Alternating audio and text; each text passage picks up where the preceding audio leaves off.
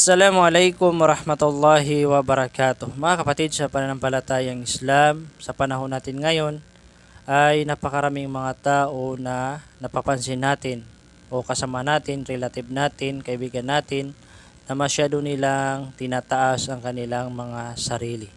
No? Napakabilib sila sa kanilang mga sarili.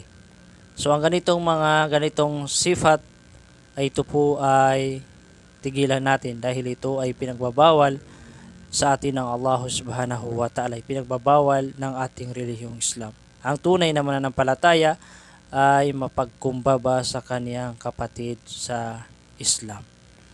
Ang mga taong mapagmalaki o believe masyado sa kaniyang sarili ay pagdating nila sa kabilang buhay ay sila ay kinagagalitan ni Allah subhanahu wa ta'ala.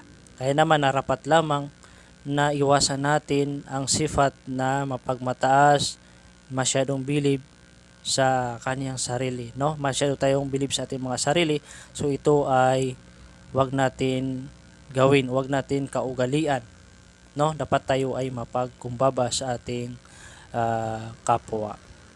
Nabanggit sa hadith ng ating mahal na propeta Muhammad sallallahu alaihi wasallam na yun sa pinakamalapit itong kahulugan na walang tao na lalaki o kaya ay babae na masyado niyang pinagmamalaki ang kanyang sarili o tinataas niya ang kanyang sarili, napakabilib niya sa kanyang sarili na kapag siya ay lumalakad ay nagmamalaki siya. So pagdating niya sa kabilang buhay,